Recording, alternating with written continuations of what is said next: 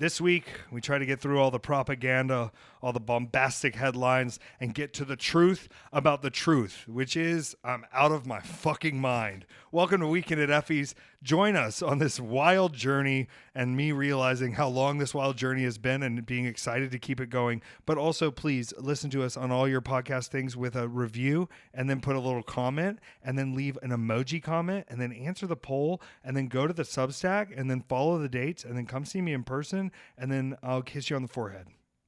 It's Weekend at Effys. This is right. 2. Episode 2. What does that mean? It means we're 10 away from 200. That's incredible. Feels like just yesterday we were babies. Time flies when you're having fun. It feels like I'm at a news desk here.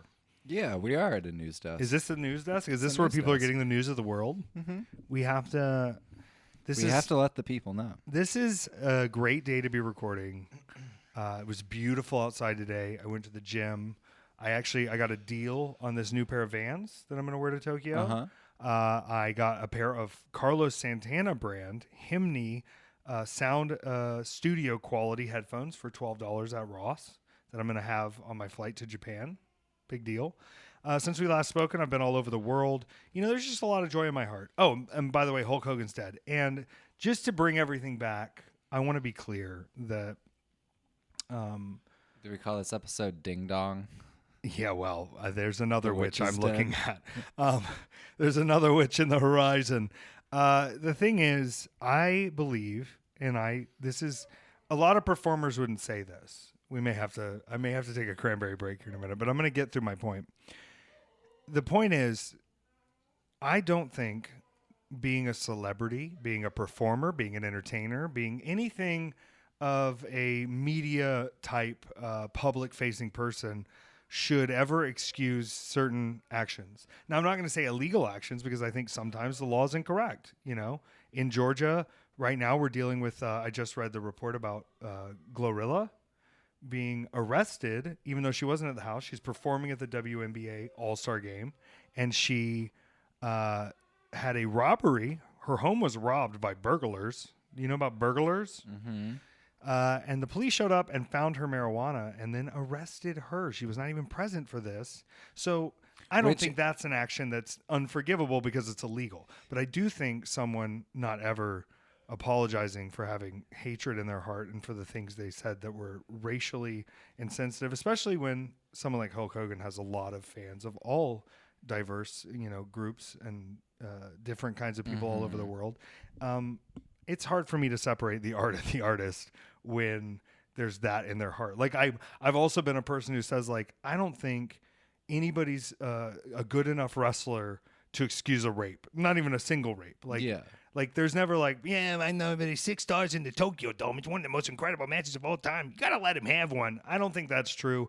I don't think you should be able to have, especially in this climate when it's even more dangerous to be transphobic or to be against people of a different religion or to be against people of a different culture or to be against we've had this discussion over the past few weeks where I think we have to, as people who are public facing, if we want to continue being able to do our thing, we have to treat people with respect. We have to honor boundaries, and we also have to not be a piece of shit. And you're right. Cancel culture, it's not real, but it is real to give people the information to make a decision on who they're going to support. And today, I don't care that he's gone. I'll be honest. Everyone's pointing to, well, I know he did some things, but look at the legacy of the, let's just say this. If there's 1,000 monkeys typing on a typewriter, one of them will hit Shakespeare eventually. Isn't that how they say it? Mm-hmm. Someone would have Hulk Hogan if it wasn't Hulk Hogan. And I hope that the wrestlers today that are out there doing Make-A-Wish and out there meeting the kids and trying to send them on the right path are not teaching them more racism, which is what they find everywhere right now. It seems like taking a stand against that would be good. So there was never an apology. I don't think there was never. The whole Peter Thiel Gawker thing is even more weird now because they're about to do it doesn't matter. There's a lot of conspiracies and wild things, but I'll say this. The man was ripping his shirt off stage for our king president, a few weeks ago. I don't think he was on my team. I don't think he would have liked me as a person. And right back at you. I'm going to keep making fun of you in my matches just for personal satisfaction. That's what I'm going to do. Effy must pose, you know? You know the phrase Hogan must pose? No. It's about how back in the day he was such a politicker and such a backstage person. He's actually the person who stopped wrestling from ever having a chance to unionize, cut it off before it could get to Vince McMahon, and made sure it didn't happen. The concept is that Hogan's always going to win because Hogan, he gets to decide what happens. So Hogan must pose just means Hogan is always posing. So I say Effy must pose. Like, clearly I'm a very popular person in my field, but I jokingly say Effy must pose. Effy is good for business, and wrestlers and insiders can figure out what I mean for that. But joking about when I win that, you know, I must be controlling everything backstage, I think that's the only good thing he's ever given us. That phrase right there.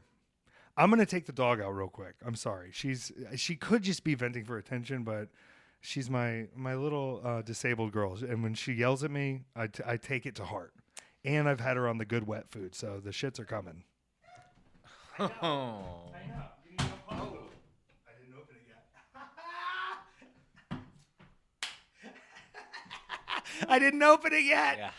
Okay, you need to go potty? We're locked in? Yes. We're locked in. Changing subjects. Do we have any questions this week from our wonderful Patreon subscribers at weekendateffys.com? Brought to you by only us and us alone and not a corporate interest? What if these questions were written by a corporate interest?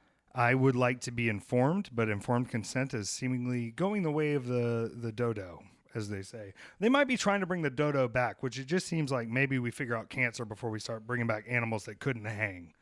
You know, like, it just feels like if that's your whole life's work is like, yeah, brought back the dodo. It's like, I don't know. It seems like it went for a reason. It's cool. I love it in concept that these things existed, but like, I've seen Jurassic Park. Did you know that Superman keeps miniatures of every single species that has ever existed? So that's he endangered. So anytime an animal is about to go extinct, he puts it in like a little pocket dimension and keeps it in the Fortress of Solitude. Before I say the next statement, I'm real deep into Before I say the Superman next statement, I want to be clear. I've been reading the comments, and this is something relevant to my interest because I haven't taken the test, but someone did comment about this, so I feel like I can say it. Oh, we're the autism episode's gonna happen. That's the most autistic thing I've ever heard. You know, I have a miniature in my Fortress of Solitude of every single Superman's creature that's super ever autistic. existed on You the saw that Earth. movie. And I have one of each of 30,000 species of spider. I think, yeah. I love it. I hope it would explain a lot. But yeah, it does. Getting I like to tell myself, like, oh, if it wasn't financially feasible, I wouldn't be a wrestler. But also, I've like devoted 90% of my body's time and energy into this thing, and that sort of seems like on the line. So shout out Superman. Do you think he ever finds new ones? Yeah, probably. You know, that has to be frustrating. Yeah, like you're middle of a mission. Boom, boom, yeah, boom. Lex Luthor. Yeah, you're like, what kind of snail is that? There's so much other he has a whole section of like weapons that can kill him, and they're like these odd like art pieces. I don't know. It's like you find out just how like neurotic this guy actually is. Really interesting. All-Star Superman. All-Star Superman really, available through the library. If you enjoyed the new movie, a lot of that is based off of just like the vibe, the look of a lot of things, and some of the like odder story choices. Lex Luthor hacked our Patreon? Yeah.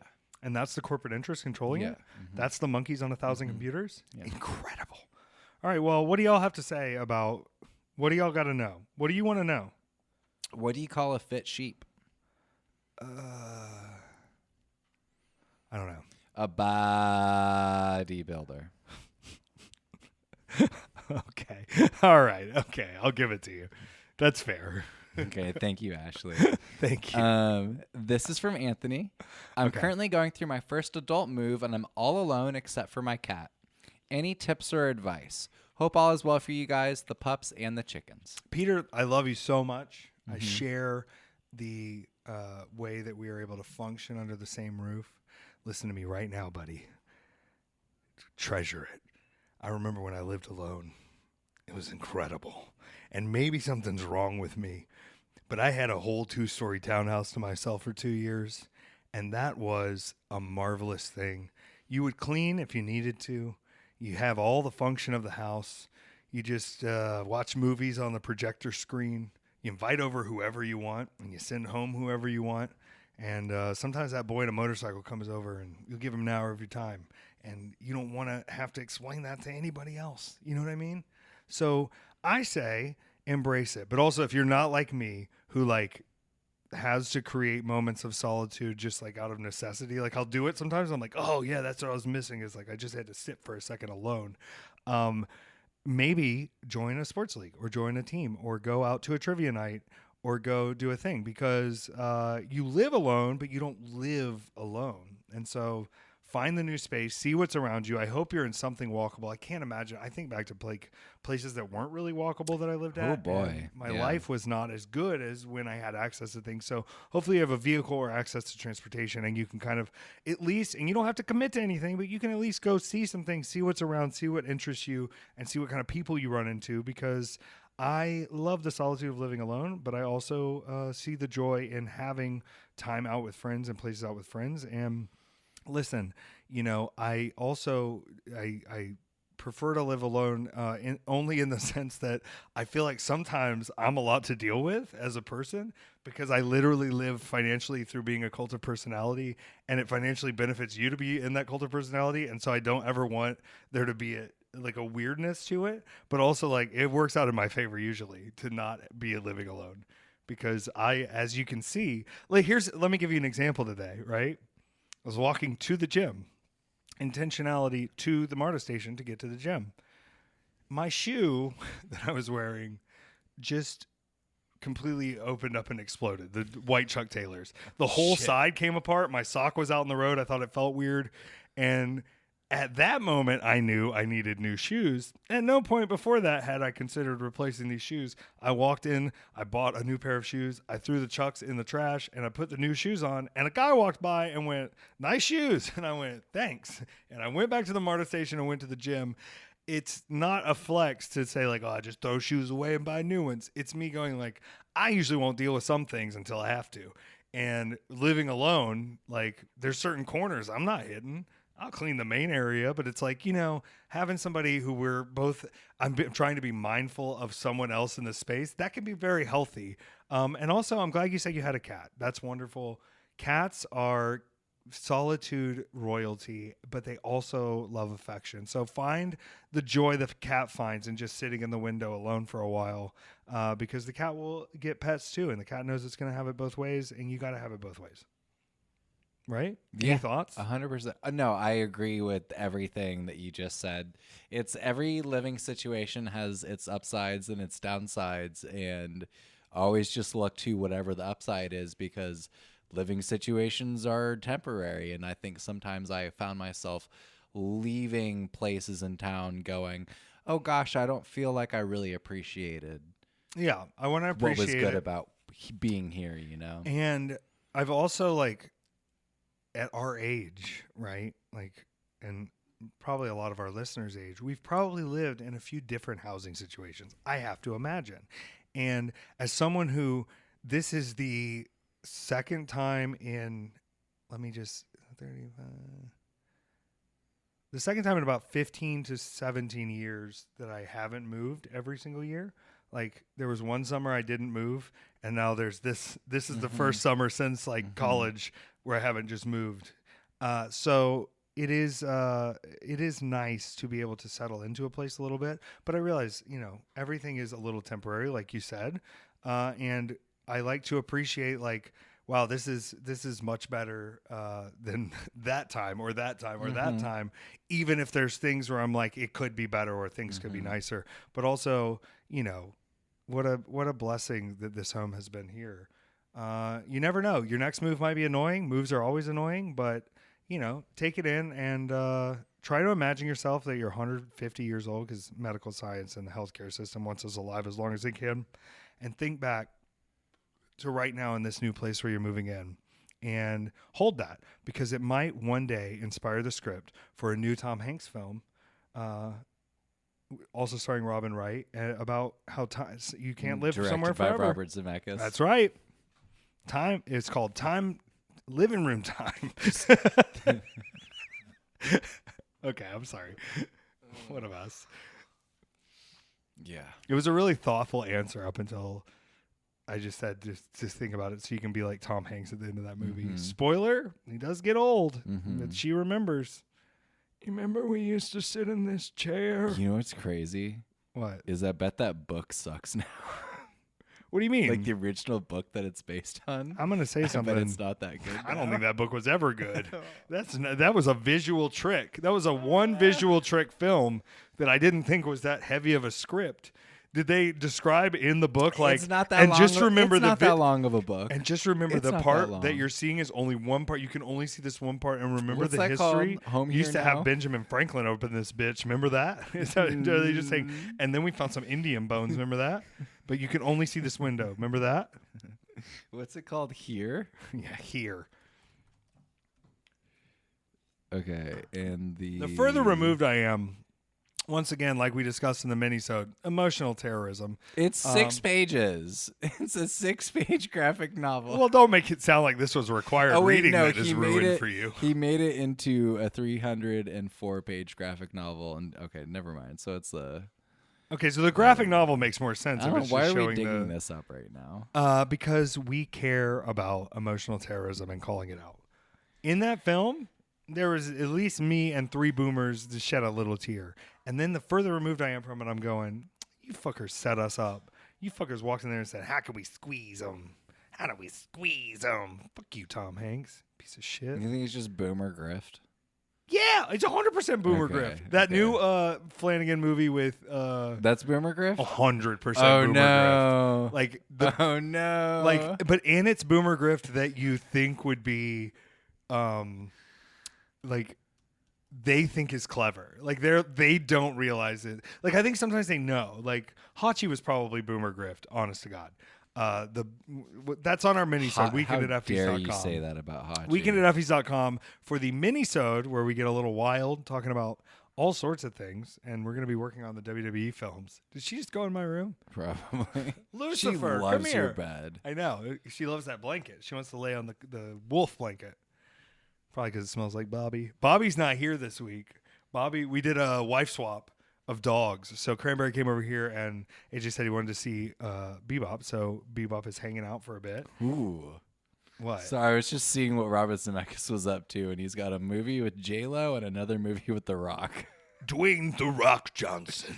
And he does this? Probably. This seems like more of that kind of... what's the difference between mashed potatoes and pea soup? Anyone can mash potatoes. Wait. Are you saying I can't pea soup? I read this about 2 to 3 minutes ago. If you want to see my silent reaction. Okay. All right. All right. Thank you, Heather. Lock in. I love it.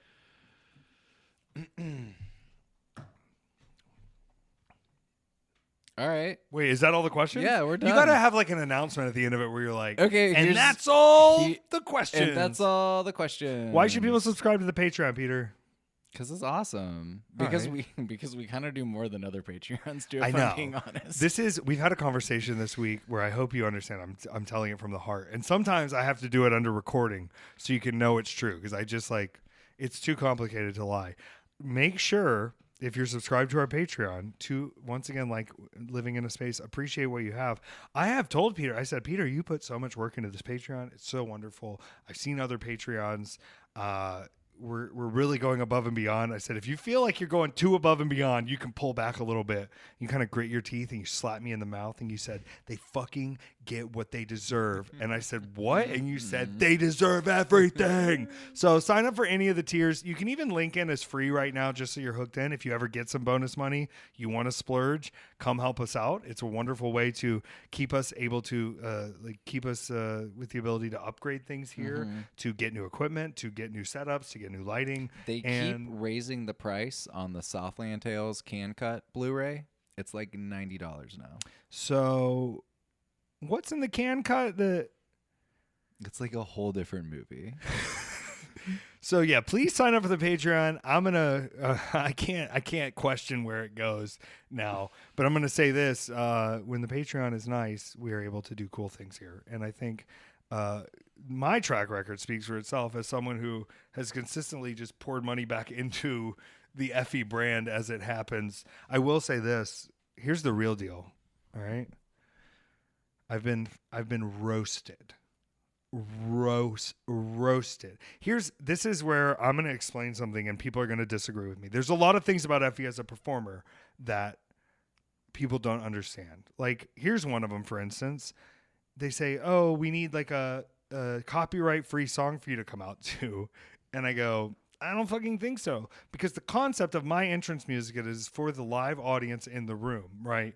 And yeah, of course, somebody could probably tell on me, like if I was using it in the room. But y'all are the ones who want to use it on stream, right? Let me tell you something. I work for the live crowd. I'm glad you're filming it, but the screening only goes well if the live crowd is into it. When I was asked one time to not use Yellow Brick Road because it was copyrighted, to pick another song, I said no. They said, but we would have to mute it. And I go, but how much fun is it going to be for the people at home to see everybody going crazy and singing along and sharing their lights on their phones, and they aren't able to hear it? I'm not going to give you a watered down version of what Effy is to appease anything, especially not copyright law. You fools think I'm not about what I'm about, which is Effy will never exist under that form. Y'all can maybe hire me to produce under the table and I'll use a pseudonym, but under that form, this is a corporate rebel cry of me going, yeah, of course you can't use my entrance. It's not for you. You get to use everything else. I'm a live performer. With that being said, I've been roasted because my gear is falling apart. Okay? My trunks. And they're very expensive to get. But I have someone that I'm going to get them from. And I'm going to do it either way. Okay? But what I'm explaining to people and what they don't understand is that's the point, right? I want you to look at my gear when I come out, and I want the entrance and the lighting and everything. It feels big, electric, mythological. And the closer to you get to me, the more you realize I'm real. My gear's falling apart. My fishnets are ripped. My jacket's missing spikes. Effy clocks in every night, puts in the work, and you're seeing me through the lens of celebrity, and then you see me up close and you go, damn, that boy has been wrestling every motherfucking chance he can get. That boy has been ripping the road.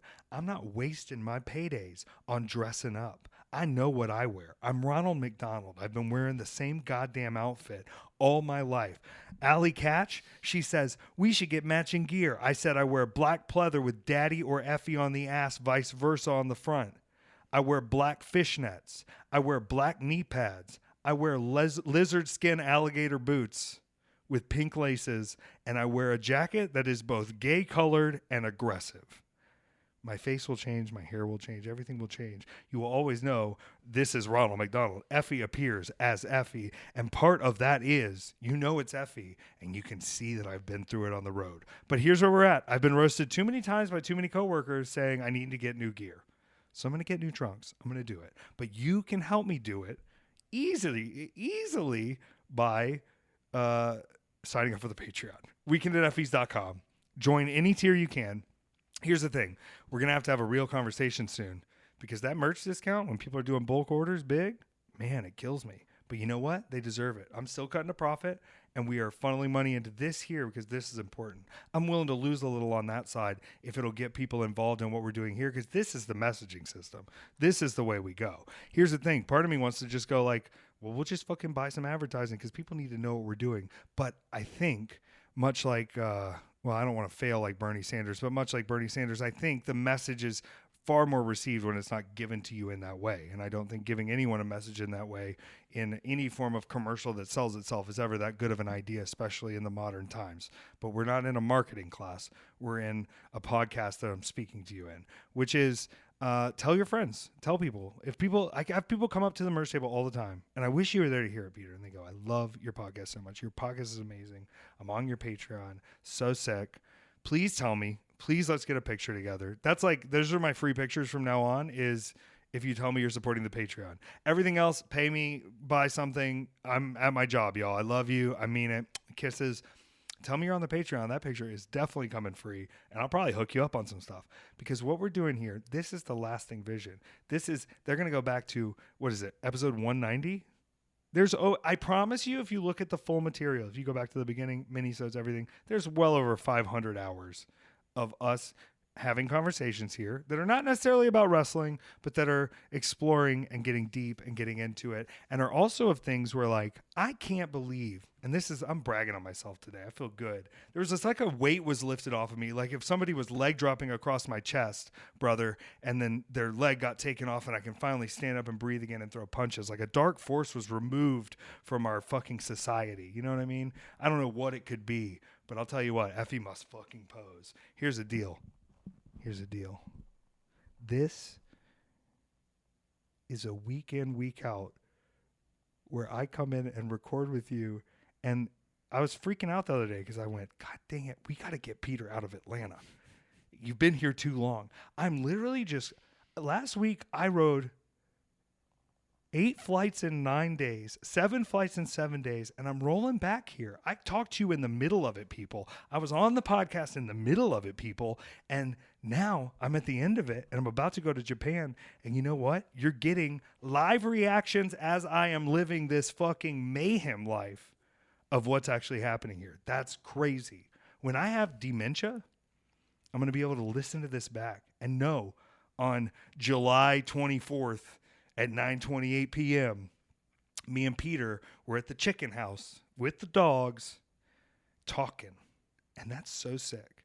And I hope that you can find some joy in hearing that from us. But I hope you also see the deeper side of things here, where I'm always trying to just explore reality and existence and what we're doing. And it's not a wrestling podcast. I'm a wrestler, but I've also realized that I will eventually achieve my full zen through just violence, and now the peacefulness is all that remains. I'm gonna be able to squeeze it all out of me. You know, people act in anger and frustration, and I don't have the capacity anymore because of my peaceful nature, because the violence has been squeezed out of me. You know, we should go break some stuff. That's actually what I want to do. Switching subject. Let's switch subjects, Peter. Peter, any thoughts? Peter, any thoughts here? You're here as well. This is incredible. I love this. Good. I'm fired up. Such a good vibe. Okay. We should open up, and I've thought about it. All right. We can buy up like old storage buildings and where people can go smash stuff. Okay. You know what I'm talking about? Yeah, these like exist. The private rooms. Mm-hmm. Well, okay. You say these exist, and yes, but where? Yes. In Atlanta. I don't think so. You don't think so? No.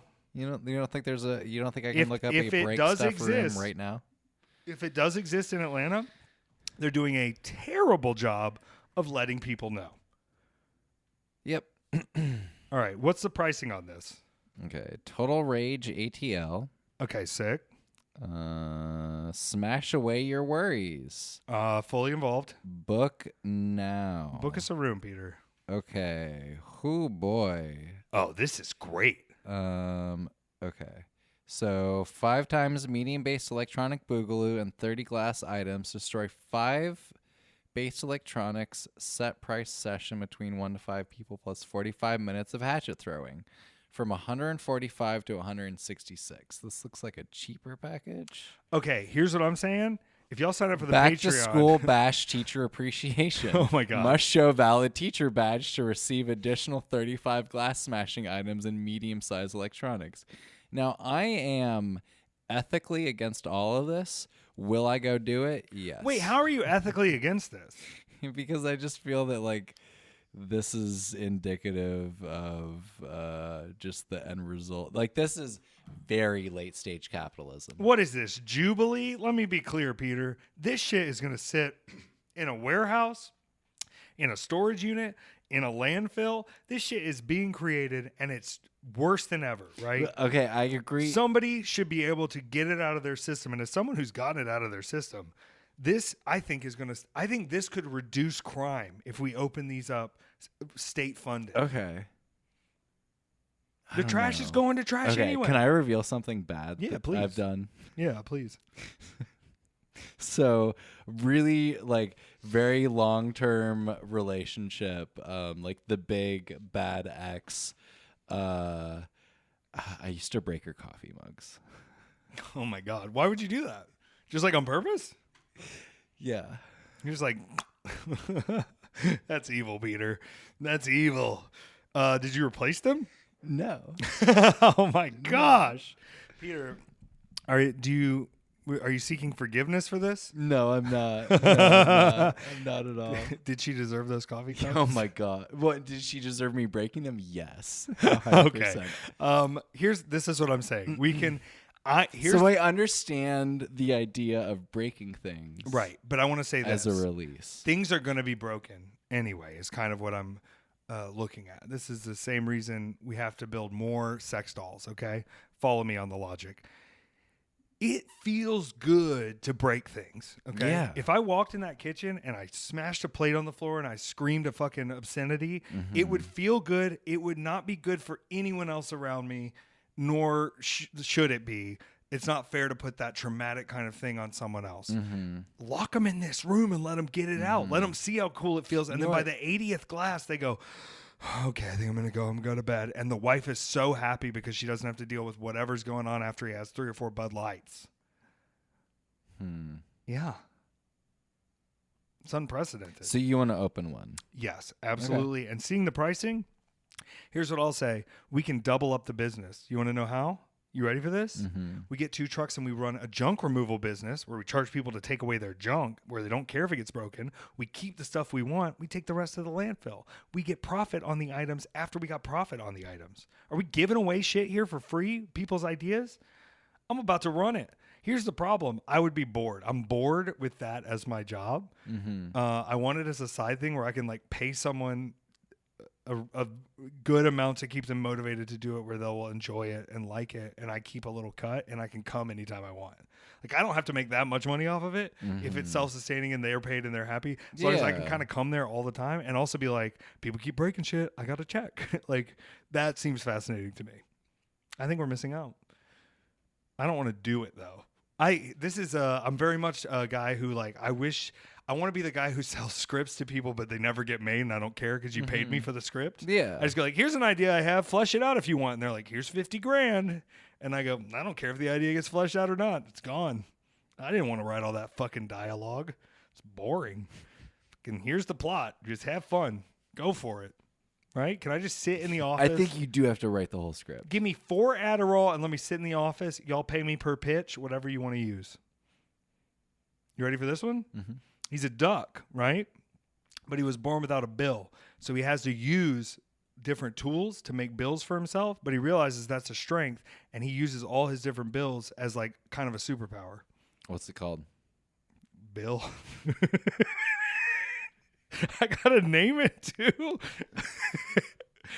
My name's Bill. Oh, I hate this. I was born without a bill, and now I've got a new bill. This is my saw bill. And he like uses it for good. And he's the size of a human. All right. So the last time we spoke, I was on my way to Detroit, Michigan, where I haven't been there in a while. And I want to say Detroit in July was perfect.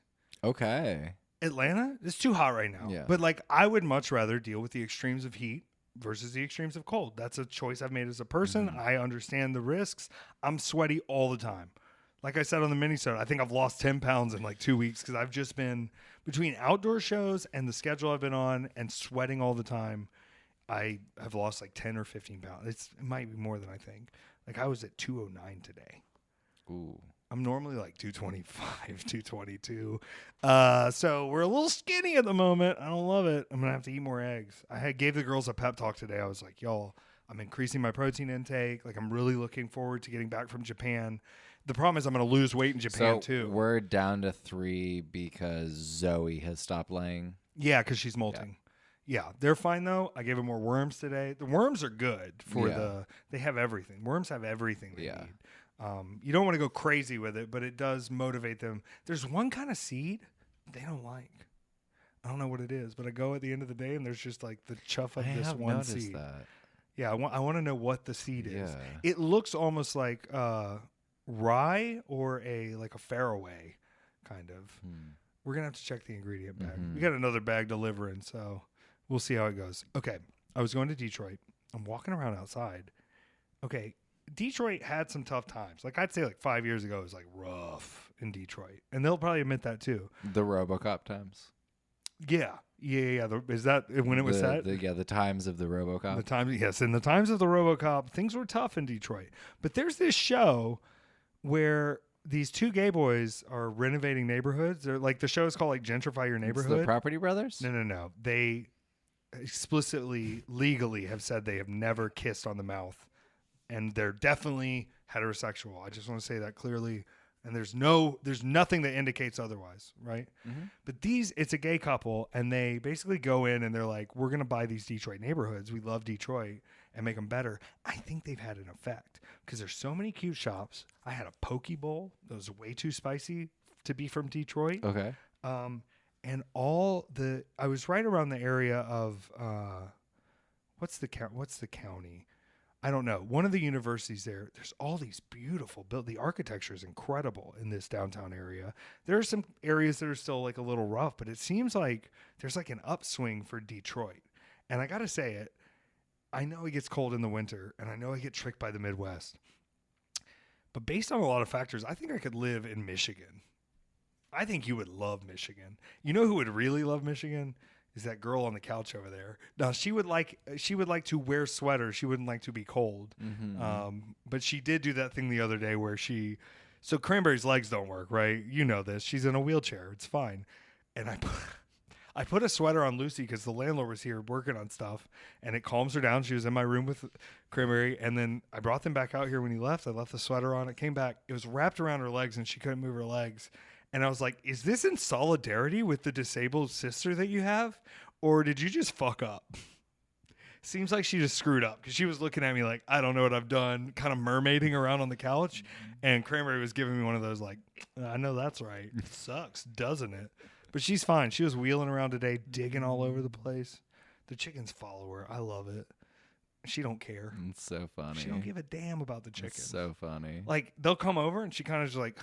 And then she goes on to digging, and they eat worms. It's awesome. Kind of sick. I did the Juggalo show. I got to tag with Joey Janela again, which is just the most fun. He's so much fun. He's so great. I got to the venue so early, and I didn't need to because I was tagging with Joey, and it's like putting a match together with Joey Janela is fun and easy. He knows everything. He's done everything. You bring up a crazy move, and he's like, oh, yeah, I got it. Like, he already knows. Like... And then he sequences things well. I don't know. I'm a big fan of Joey Janela, the bad boy, as a friend and as a wrestler. Both. Double. We did win our match. Incredibly close, though, because we were fighting Atticus Kogar's brother and cousin, Otis Kogar and Christian Napier. It's not the only time they're going to appear in this show. Trust me. It gets a little wild. After the show, I had to fly back to Atlanta at 5:30 a.m. I didn't get to spend a lot of time in Detroit. I didn't get to do a lot of cool Detroit things. They have a great casino there that was hilarious and has cheap blackjack if anybody's interested downtown. Pretty cool spot. Came back to Atlanta, though. Chilled on Friday. I feel like something doesn't matter. Eventually got Cranberry over here, which is always beautiful. But Saturday was one of the coolest shows I've ever done. And that was in the Coney Island Maimonides ballpark for GCW's Bash at the ballpark. And I just want to be clear to everybody as I tell this. I'm not complaining, okay? But I do want to be remembered as a journeyman folk hero that will be argued through the sands of time, whether my mythological existence was fabricated by AI or if I had been there all along. I landed at LaGuardia, and these things happen where things get mixed up. Brett thought I landed at Newark, and he was like, oh. I was like, hey, who's get me? He was like, oh, you're at LaGuardia. It happens. And he said, well, how much is an Uber? Just take an Uber. And I looked, and I went, I'm not doing that to either of us. It was $110 from Queens to Coney Island in the Uber. And I said, look, the train's $275, which should be cheaper than this. It should be $250, but they're greedy, unlike Atlanta. I took a 2.5-hour train ride from Queens to Coney Island. I took a 2.5-hour train ride and a 30-minute bus ride from Queens to Coney Island.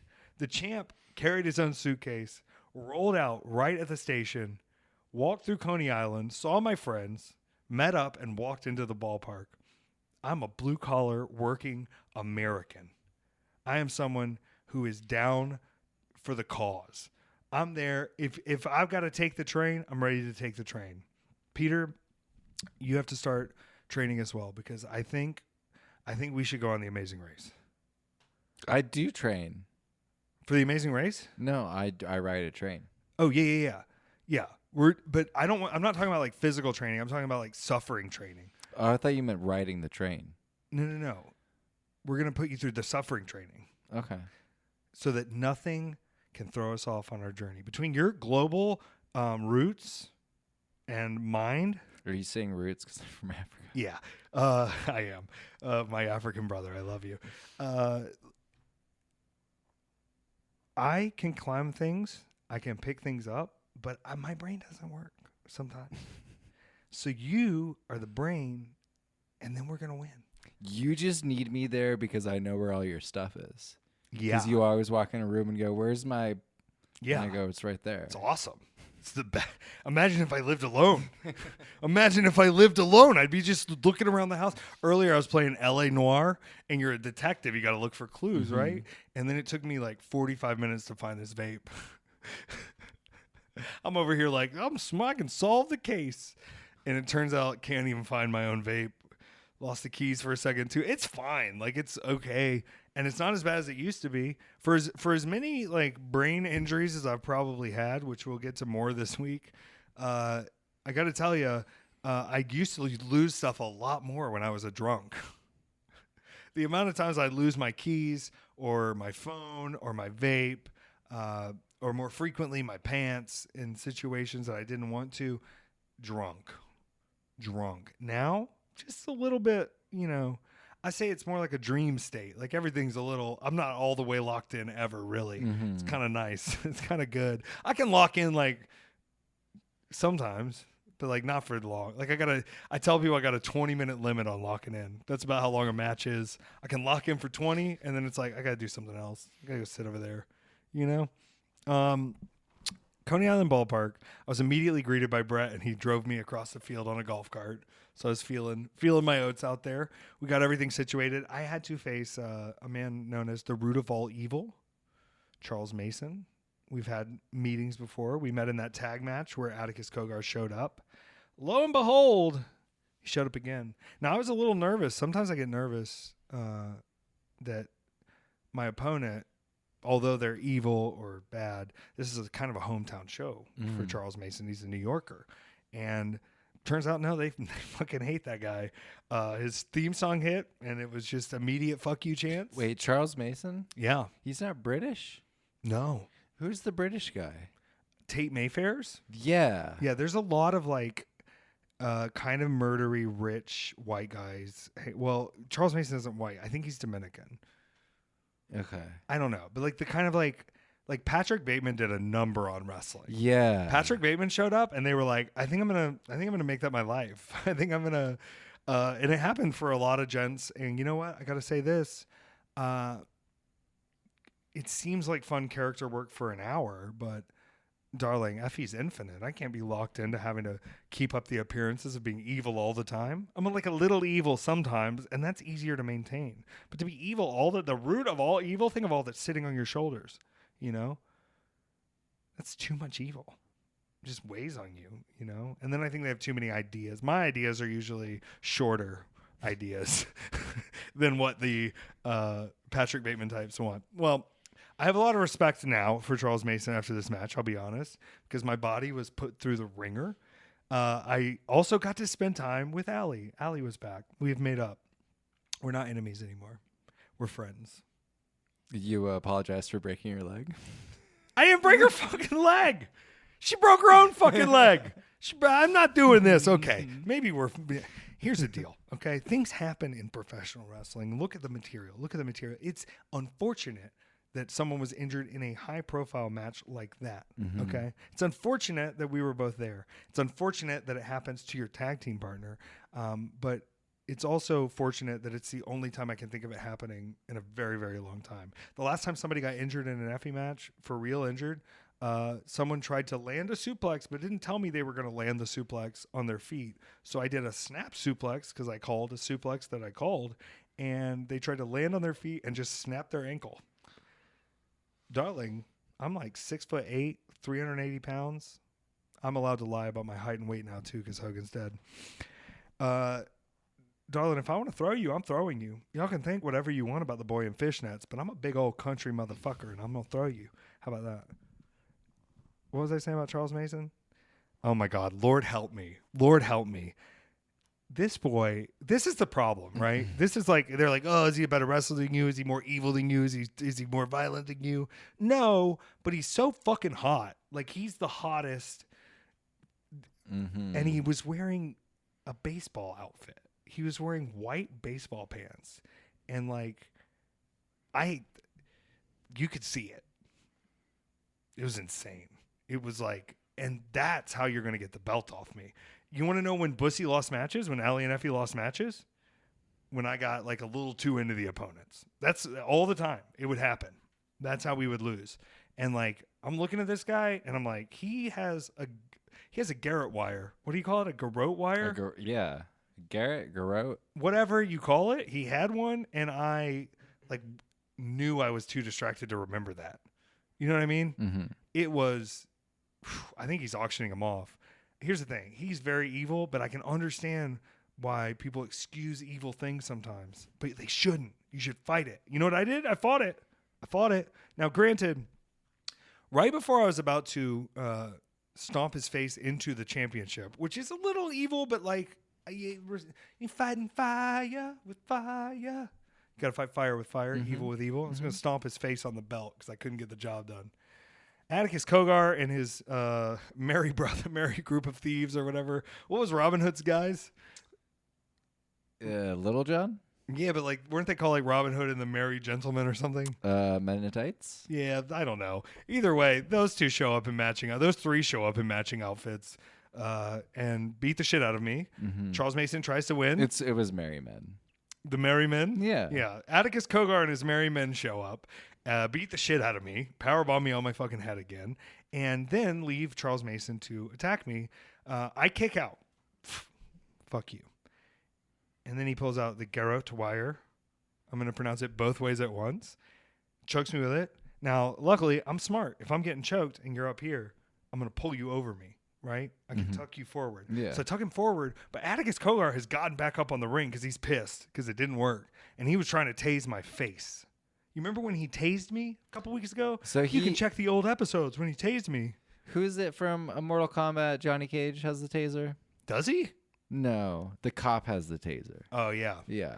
Jax, doesn't he have electric arms? So is this a regular weapon for Atticus He's Cogar? selling custom tasers. That's crazy. He's selling custom tasers. So we're just selling weapons now? We're selling... Well, Allie was carrying around Allie knives. This is all her fault. This is... more than you know, this entirety is all of her fault. I will say no other words. Here's the deal. He's up there with a fucking taser, and I rip this boy forward, and he gets fucking tased. I tased Charles Mason by proxy because I threw him into this other dumbass. There's too many dumbasses around for me not to figure something out. And if you think, oh, well, this is like, who's going to beat Effy? Someone will probably beat Effy. But the fact is, if these dingles keep playing in each other's matches and showing up, I'm going to out-dingle them. I'm going to out-dingle the dinglers. And guess what? TKO, Dragon Sleeper, known as Drag Queen Sleeper in the card game that my moves are featured on. What is that game called? I can't remember. It doesn't matter. It does matter. I'm sorry. I can't remember the name of the game. But it's choked his ass out. Choked his ass out. Ref Adam Galt, who is he's done Bloodsport matches, so he knows what somebody being out cold looks like from a Dragon Sleeper. Held the hand. Said he's fucking out. He's out. And you know what? I stood and I held my belt up. And I was looking out and I was like, damn, this is sick. There's roller coasters. There's people. I'm in a baseball stadium. 2 times in my life, me and Alley Catch have been to a baseball stadium. Once was for Lady Gaga. The other time was for me to win that belt and her and me to sell a lot of merch together. And it was awesome. After that, guess what I got to do, Peter? Come the fuck home. It feels so peaceful to be here. But it's already almost over. A full week goes like that. Life, it's passing us by. But like I said, we have this beautiful memory here. Now I'm going back to Japan, Peter. And I'm very excited. By the time this... 4? 4. How did I lose count? I don't know. That's crazy. This is 4. I'm very excited to be back. And I have a lot of bloody matches that are going to be destructive and crazy. But you better believe I am doing everything in my power to keep that GCW championship from being lost to whoever has to bring it from overseas. I'm the only one responsible now. I'm responsible enough to bring the belt overseas. And I'm really good at wrestling, so I win the match. Not because I politic, but because of my performances, how much I perform. You know about performing? Mm-hmm. I'm not talking about in the ring. I'm talking about statistically performing, because those Effy shows be packed. That's what I'm talking about. I love it. I'm in the midst. We're about to have a creative breakthrough, Peter. We're almost there. What does this mean? Because the moon's in the Mercury's in retrograde. Exactly. You better hope the moon's not in retrograde. How does that? Would that affect the tides? Oh, that would mean we're all fucked. Tides go in, tides go out. You can't. No one's ever explained it. That would mean the moon moved, which is not a good thing. I think it does. Doesn't it move a little bit? Like, doesn't it jiggle away from its position in orbit? Like if it backed up a little bit? Yo, that would be a problem. That would be a problem for the Earth. Oh yeah, life would cease. Oh yeah. Oh man, how do we keep up with this then? What do you mean? How are we making sure this thing's going to do its job? It's just I don't know. I don't know how to keep up with the moon. Oh, we just better hope and pray. Inside my mind is infinity, and reflected out from me infinity the other way. Neither of those are accessible. I will stay right here where I stand and not worry about the movements of the moon or the eternity of shame that lives within you if you dig deep enough. Fuck that. The hole's full. Let's go. We live right now. Is that a psalm? Yes, Psalm 69. Feeling on your booty.